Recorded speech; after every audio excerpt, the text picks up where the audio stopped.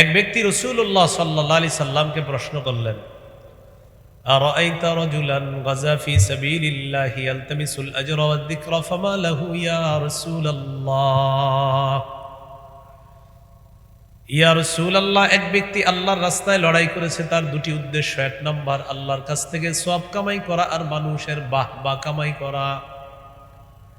ফামা লাহু ইয়া রাসূলুল্লাহ, হুজুর সে কি সওয়াব পাবে? নবীজি বললেন, লা শাইআ লাহু, সে কিছুই পাবে না। আ'আদাহা সালাসা মাররাত, তিনবার আবার প্রশ্নটা করলেন। নবীজি বললেন, লা শাইআ লাহু, লা শাইআ লাহু, লা শাইআ লা, সে কিছুই পাবে না, সে কিছুই পাবে না, সে কিছুই পাবে না। ইন্নাল্লাহা লা ইয়াকবালু মিনাল আমালি ইল্লা মা কানা লাহু খালিসা। আল্লাহ তাআলা বান্দার আমল ততক্ষণ কবুল করেন না যতক্ষণ আমলটা ইখলাসের সাথে না হবে। আমল ইখলাসের সাথে না করা পর্যন্ত সে আমল আল্লাহ তাআলা কবুল করেন না। তো এক ব্যক্তি জিহাদ করছে, তার নিয়ত হলো সওয়াব কামাই করা, বাহবা কামাই করা। জিহাদের নিয়ত আসেনি সবার। জিহাদের নিয়ত না থাকলে মুনাফিকি মৃত্যু হবে। কি মৃত্যু হবে? মুনাফিকি মৃত্যু। সহিহ মুসলিমের হাদিস 1910 নম্বর হাদিস, 1910।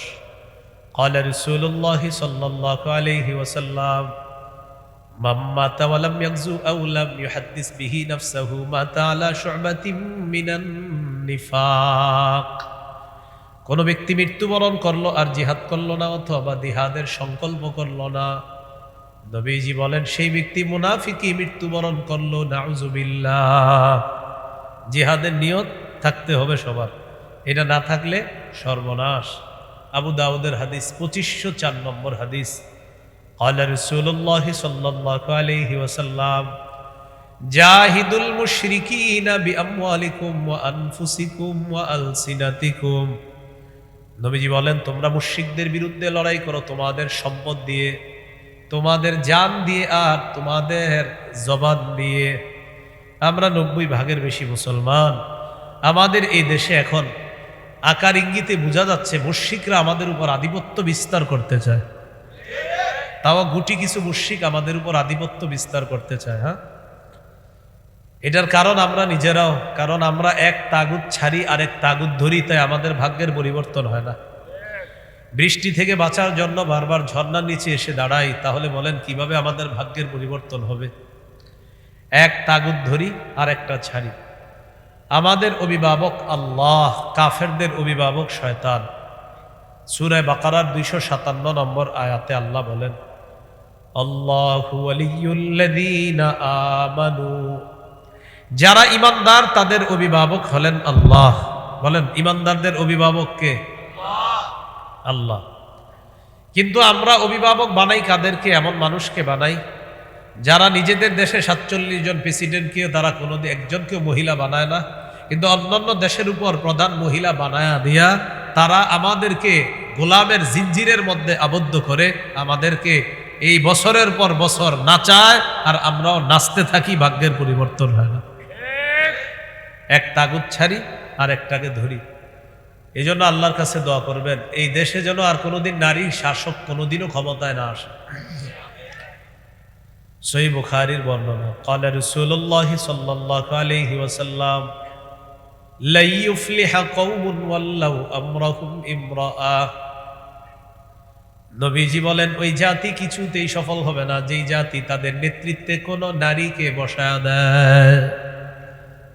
নারী প্রধান যেই দেশে নেতৃত্বে প্রধান হবে নারী, তারা কখনো সফল হবে না।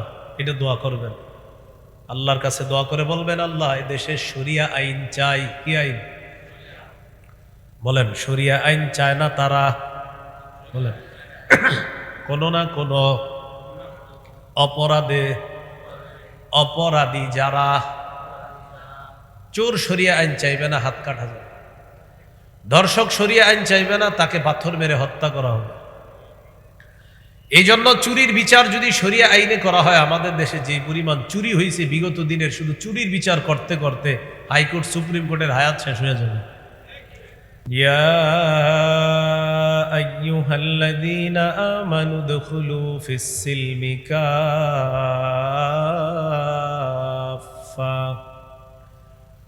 ولا تتبعوا خطوات الشيطان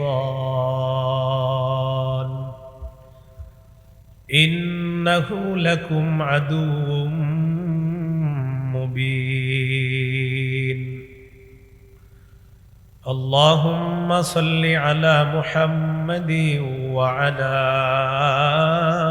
آل محمد كما صليت على إبراهيم وعلى آل إبراهيم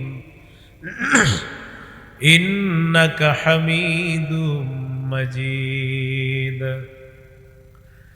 اللهم بارك على محمد وعلى آل محمد كما باركت على إبراهيم وعلى آل إبراهيم إنك حميد مجيد জামিয়া ইসলামিয়া হারুনিয়া বলিয়ারপুর কবরস্থান মাদ্রাসা গুরুত্বপূর্ণ আলোচনা করেছেন দেশের শীর্ষস্থানীয় বুজুর্গ উলামায়ে কেরাম। অনেক উলামায়ে কেরাম আলোচনা করেছেন। সর্বশেষ আমার আগে হযরত মাওলানা মুফতি রাফি বিন মুনির ভাই আলোচনা করেছেন। বিশেষ করে আলোচনা করেছেন সুলতানুল ওয়াইজিন মাহবুবুল উলামা হযরত মাওলানা খালিদ সাইফুল্লাহ আইয়ুবী দামাত বরকাতুহুল আলিয়া, হযরত মাওলানা শেখ হাসান জামিল দামাত বরকাতুহুম, হযরত মাওলানা হাবিবুল্লাহ মাহমুদ কাসিমি, হযরত মাওলানা গোলাম মুস্তফা দামাত বরকাতুহুল আলিয়া, হযরত মাওলানা আমিনুল ইসলাম কাসিমি। তাদের আলাদা করে পরিচয় দেওয়া দরকার নাই, আপনারা সবাই এক নামে ছিলেন। আল্লাহ তাআলা আমাদের সকলকে, যারা আমরা এখানে উপস্থিত হয়েছি, আল্লাহ দরবারে আমরা শুকরিয়া আদায় করছি, সকলে বলি আলহামদুলিল্লাহ। আমি আপনাদের সামনে সূরাতুল বাকারার 208 নম্বর আয়াতে কারিমা তেলাওয়াত করলাম।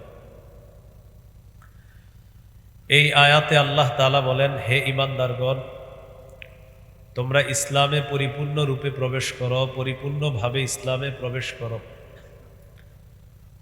ওয়ালা তাত্তাবিউ খুতুওয়াতিশ শাইতান, শয়তানের পদাঙ্ক অনুসরণ করো না। ইন্নাহু লাকুম আদুউম মুবিন, নিশ্চয়ই শয়তান তোমাদের প্রকাশ্য শত্রু। ইসলামে পরিপূর্ণ রূপে প্রবেশ করার কথা আল্লাহ বলেছেন। ইসলামে পরিপূর্ণ প্রবেশ করেছি কিনা এটা বোঝার জন্য মৌলিক 5টি আলামত থাকতে হবে। কয়টি? 1 নম্বর আলামত আত্মসমর্পণ করা, 2 নম্বর ইখলাস, 3 নম্বর বিশুদ্ধ আকীদা, 4 নম্বর উত্তম চরিত্র, 5 নম্বর লেনদেনে স্বচ্ছ থাকা। 1 নম্বর ইসলাম মানে আত্মসমর্পণ করা।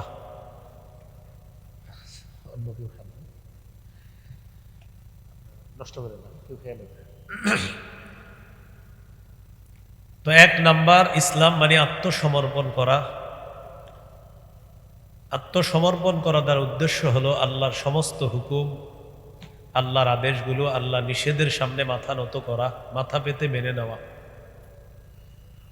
সূরা বাকারার 131-132 নম্বর আয়াতে আল্লাহ বলেন, ইয ক্বালা লাহু রাব্বুহু আসলিম ক্বালা আসলামতু লিরাব্বিল আলামিন।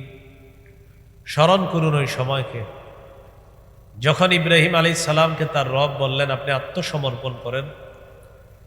ইব্রাহিম আলাইহিস সালাতু ওয়াস সালাম বললেন, আমি বিশ্বজগতের রব আল্লাহর কাছে আত্মসমর্পণ করলাম। পরের আয়াতে আল্লাহ বলেন, ওয়াওয়াসসা বিহা ইব্রাহিমু বানিহি ওয়া ইয়াকুব।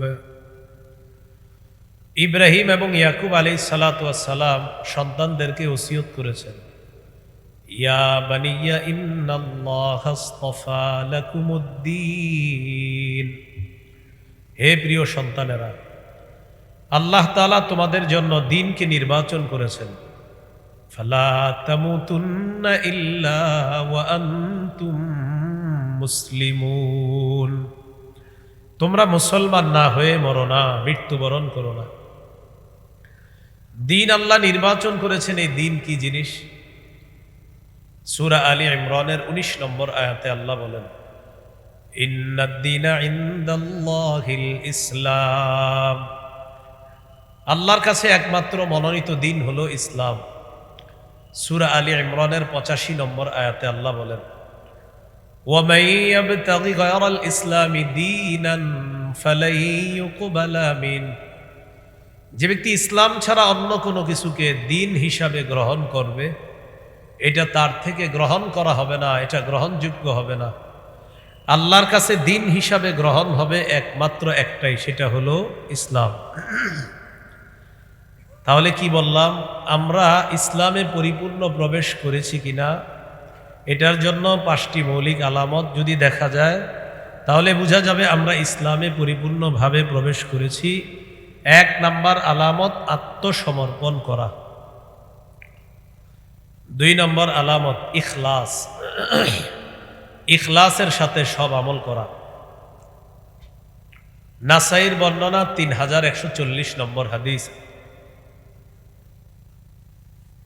এক ব্যক্তি রাসূলুল্লাহ সাল্লাল্লাহু আলাইহি সাল্লামকে প্রশ্ন করলেন, আরাআইতা রাজুলান গাজা ফি সাবিলিল্লাহি ইয়ালতামিসুল আজরা ওয়াদ যিকরা ফামা লাহু ইয়া রাসূলুল্লাহ। ইয়া রাসূলুল্লাহ, এক ব্যক্তি আল্লাহর রাস্তায় লড়াই করেছে, তার 2টি উদ্দেশ্য। 1 নাম্বার আল্লাহর কাছ থেকে সওয়াব কামাই করা আর মানুষের বাহবা কামাই করা। ফামা লাহু ইয়া রাসূলুল্লাহ, হুজুর সে কি সওয়াব পাবে? নবীজি বললেন, লা শাইআ লাহু, সে কিছুই পাবে না। আ'আদাহা সালাসা মাররাত, 3 বার আবার প্রশ্নটা করলেন। নবীজি বললেন, লা শাইআ লাহু, লা শাইআ লাহু, লা শাইআ লা, সে কিছুই পাবে না, সে কিছুই পাবে না, সে কিছুই পাবে না। বৃষ্টি থেকে বাঁচার জন্য বারবার ঝর্ণার নিচে এসে দাঁড়াই, তাহলে বলেন কিভাবে আমাদের ভাগ্যের পরিবর্তন হবে? এক তাগুত ধরি আর একটা ছাড়ি। আমাদের অভিভাবক আল্লাহ, কাফেরদের অভিভাবক শয়তান। সূরা বাকারার 257 নম্বর আয়াতে আল্লাহ বলেন, আল্লাহু ওয়ালিয়ুল্লাযীনা আমানু, যারা ঈমানদার তাদের অভিভাবক হলেন আল্লাহ। বলেন, ঈমানদারদের অভিভাবক কে? আল্লাহ। কিন্তু আমরা অভিভাবক বানাই কাদেরকে? এমন মানুষকে বানাই যারা নিজেদের দেশে 47 জন প্রেসিডেন্টকে তারা কোনোদিন একজনকেও মহিলা বানায় না, কিন্তু অন্যান্য দেশের উপর প্রধান মহিলা বানায়া দিয়া তারা আমাদেরকে গোলামের জিঞ্জিরের মধ্যে আবদ্ধ করে আমাদেরকে এই বছরের পর বছর নাচায়, আর আমরাও নাচতে থাকি, ভাগ্যের পরিবর্তন হয় না। এক তাগুত ছাড়ি আর একটাকে ধরি। এই জন্য আল্লাহর কাছে দোয়া করবেন, এই দেশে যেন আর কোনোদিন নারী শাসক কোনোদিনও ক্ষমতায় না আসে। সহিহ বুখারীর বর্ণনা, ক্বালা রাসূলুল্লাহ সাল্লাল্লাহু আলাইহি ওয়াসাল্লাম, লা ইউফলিহা কওমুন ওয়াল্লাউ আমরাহুম ইমরাআ। নবীজি বলেন, ওই জাতি কিছুতেই সফল হবে না যেই জাতি তাদের নেতৃত্বে কোনো নারীকে বসায় দেয়। নারী প্রধান যেই দেশের নেতৃত্বে প্রধান হবে নারী, তারা কখনো সফল হবে না। এটা দোয়া করবেন, আল্লাহর কাছে দোয়া করে বলবেন, আল্লাহ এই দেশে শরিয়া আইন চাই। কি আইন? বলেন, শরিয়া আইন চায় না তারা? বলেন, কোনো না কোনো অপরাধী যারা, চোর শরিয়া আইন চাইবে না, হাত কাটা যাবে। ধর্ষক শরিয়া আইন চাইবে না, তাকে পাথর মেরে হত্যা করা হবে। এই জন্য চুরির বিচার যদি শরিয়া আইনে করা হয়, আমাদের দেশে যে পরিমাণ চুরি হয়েছে বিগত দিনের, শুধু চুরির বিচার করতে করতে হাইকোর্ট সুপ্রিম কোর্টের হায়াত শেষ হয়ে যাবে। তো বলছিলাম, এটা আমাদের অবস্থা। মুশরিকদের বিরুদ্ধে লড়াই করতে রাসূল বলেছেন, মুশরিকরা আমাদের উপর আধিপত্য বিস্তার করতে চায়, জিহাদ করতে হবে সম্পদ দিয়ে, জান দিয়ে এবং জবান দিয়ে। জিহাদের মানসিকতা লালন ধারণ পালন করার তৌফিক দান করেন। জিহাদ ফরজ হবে। আমাদের দেশের বিজ্ঞ মুফতি সাহেবরা যখন ফতুয়া দিবে তখন জিহাদ ফরজ হবে।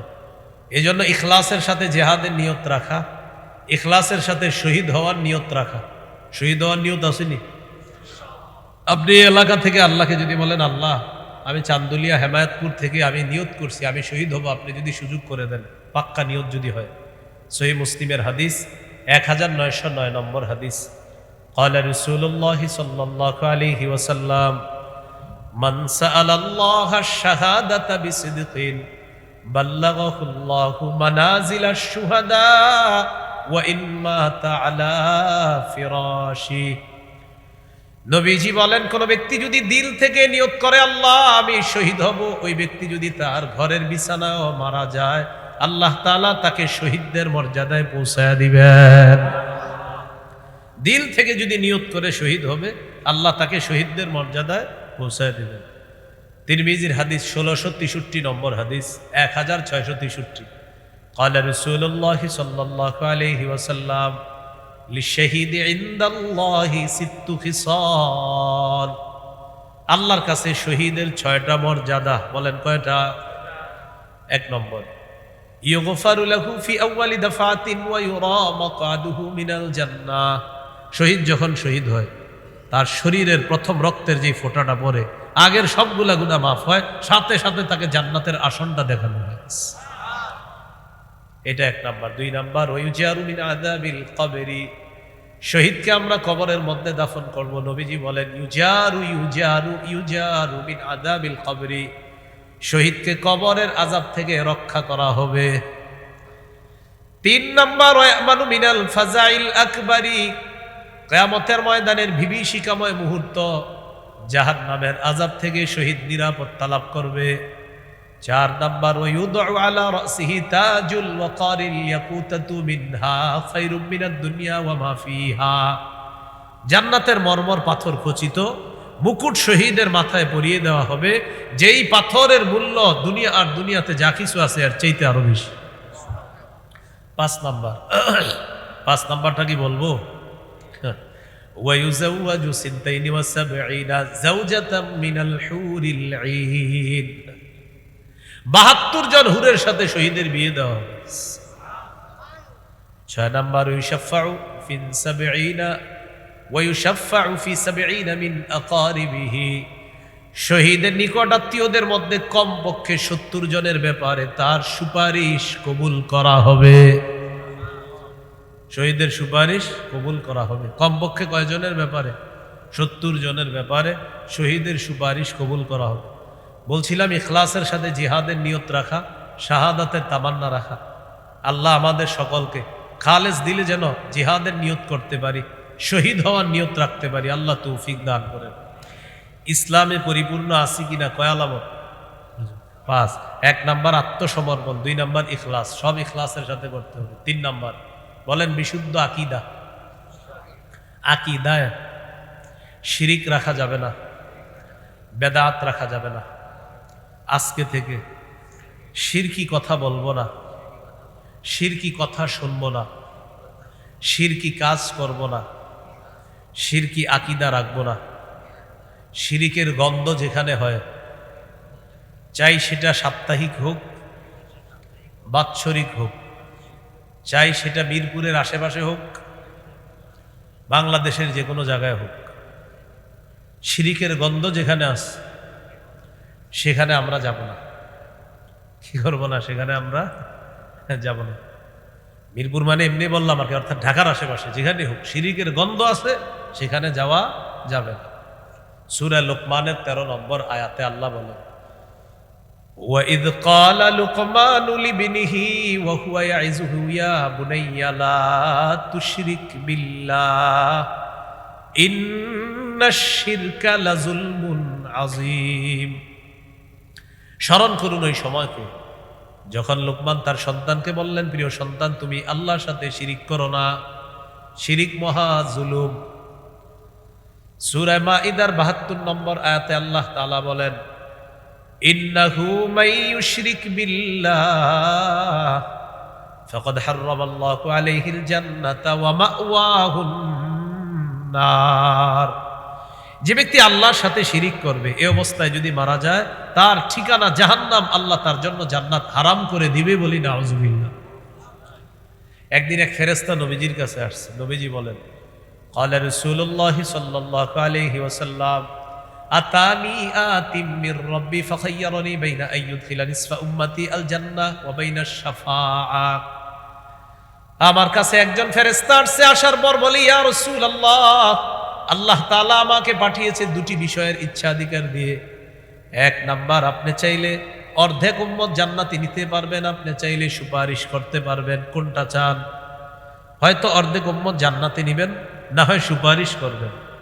আমাদের নবী বুদ্ধি করে বললেন ইখতারতু শাফাআ, আমি সুপারিশ করাটা গ্রহণ করে নিলাম, আমি সুপারিশ করব। ওয়াহিয়া লিমান লা ইউশরিকু বিল্লাহ, বলেন এই সুপারিশ বলেন তারাই পাবে যারা আল্লাহর সাথে শিরিক করবে না। তাহলে সবাই পাবে না সুপারিশ, শুধু তারা পাবে যারা আল্লাহর সাথে শিরিক করবে। অনেক মানুষ আছে আশেপাশে পাবেন, নামাজ পড়ে না, যদি নামাজের দাওয়াত দেন বলে কি নামাজ না পড়লে কি হবে, নবীর প্রেম আছে, নামাজ না পড়লেও নবীর সুপারিশ পাবো, এরকম বইলা দেয়। করে শিরিক, করে কি শিরিক, এদেরকে গাজ্জার আসরে পাবেন। আর ওই বিভিন্ন কবর কেন্দ্রিক গাজার আসর হয়, শিরিকের আস্তানা হয়, এখানে পাবেন। আর বলে কি নবীর প্রেম আছে, নবীর সুপারিশ পাবো। সুপারিশের শর্তই হলো শিরিক না করা। সুপারিশের শর্ত কি না করা? শিরিক না করা।